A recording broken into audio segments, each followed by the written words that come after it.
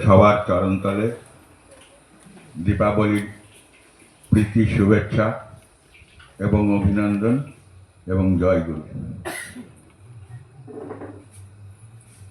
আজকে ভৌমিক মার আত্মার শান্তি কামনায় এই বাড়িতে সৎসঙ্গ হচ্ছে।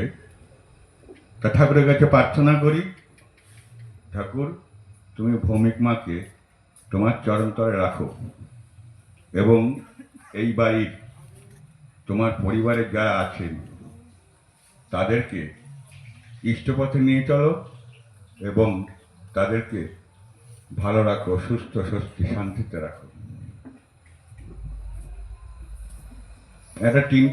একটা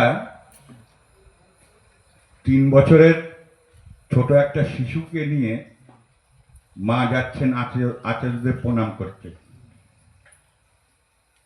যখন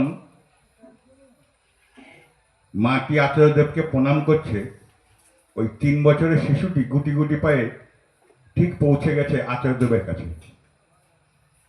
যারা পারিপার্শ্বিক আছে তারা সবাই বাচ্চাটির গতিপথ রোধ করতে চাইল। আচার্যদেব সবাইকে না করলেন। শিশুটি আচার্যদেবের সামনে যখন দাঁড়িয়ে আছে, আচার্যদেব বলছেন, কিরে তুই আমাকে কিছু দিবি?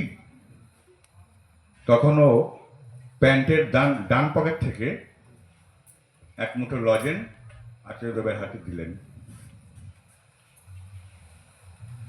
তারপরে আচার্যদেব আবার বললেন, আরো দিবি? তখন বা পকেট থেকে আর এক মুঠো লজেন দিলেন। তারপরে আচার্যদেব আবার বললেন, আর লজেন আছে? তখনও জামার বুক পকেট থেকে আরো কিছু লজেন আচার্যদেবকে দিলেন। তারপরেও আচার্যদেব বললেন, আরো কিছু আছে কি তোর কাছে? তখনও মুখের মধ্যে একটা লজেন ছিল, সেটা বের করে দিতে দিল। আচার্যদেব বললেন, থাক থাক, তোকে দিতে হবে না, ওটা তোর কাছেই রাখ।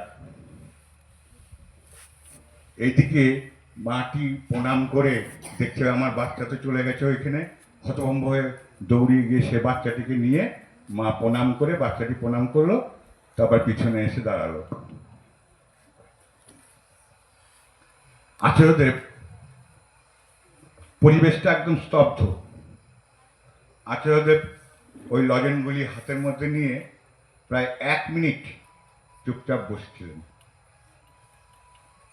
তারপরে পরিবেশ যখন স্তব্ধ, তখন আচার্যদেব সেই স্তব্ধতা ভাঙিয়ে সবাইকে বললেন, এই বাচ্চাটি আজ আমাদের এমন একটা শিক্ষা দিয়ে গেল, মহা মূল্যবান একটা শিক্ষা দিয়ে গেল, কি করে ঠাকুরকে ভালোবাসতে হয়, সমস্ত কিছু উজাড় করে দিয়ে ভালোবাসতে হয়। এই ভালোবাসাটাই সে আমাদের শিখিয়ে গেল, এই বাচ্চাটি। তাই আচার্যদেব সবসময় বলে চলেছেন আমাদের, ঠাকুর আমাকে ভালোবাসেন কিনা সেটা বড় প্রশ্ন নয়, প্রশ্নটা হচ্ছে আমি ঠাকুরকে ভালোবাসি কিনা। ঠাকুরকে ভালোবাসতে গেলে সমস্ত কিছু মন প্রাণ দিয়ে ভালোবাসতে হয়। এটা আচার্যদেব প্রতিনিয়ত আমাদের বলে যাচ্ছেন। আমি ঠাকুরের জন্য কি করলাম? প্রতিটা মুহূর্তে ঠাকুর, আমি যখন দীক্ষা নিলাম সেদিন থেকেই ঠাকুর আমার সঙ্গে আছেন।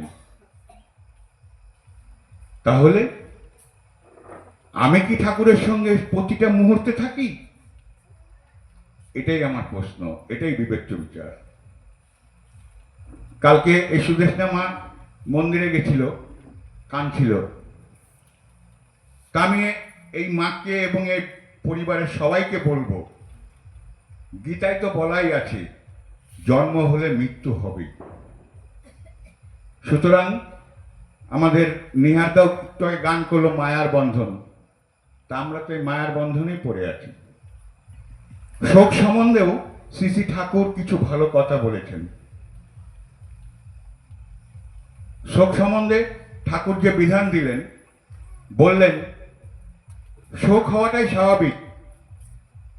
আমার যে প্রিয় পরিজন যারা ছিল, যে বিয়োগ হয়ে গেল, সে তো আমার জন্য এতদিন কিছু করেছে, তো তার জন্য তো আমি অনুতপ্ত হতে পারি, শোক করতে পারি, কিন্তু এই শোকটাকে ইষ্টের চরণ তলে দিতে হবে, অর্থাৎ ইষ্টকে নিয়ে চলতে হবে।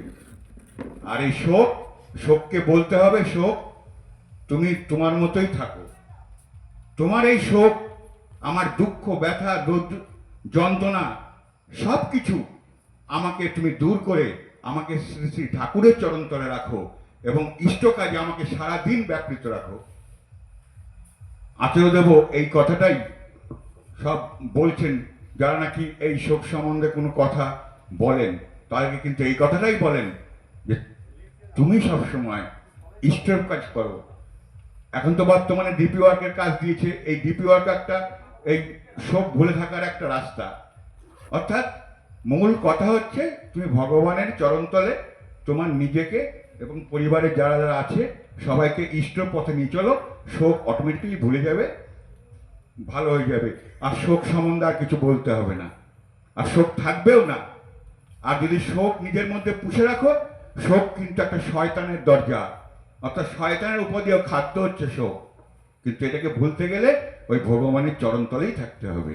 আমি এই বাড়ির প্রতিটি সদস্যকে বলছি যে আপনারা সমস্ত সবাই ইষ্ট কাজে ব্যাপৃত থাকুন, আনন্দে থাকুন, ভালো থাকুন। জয় গুরু।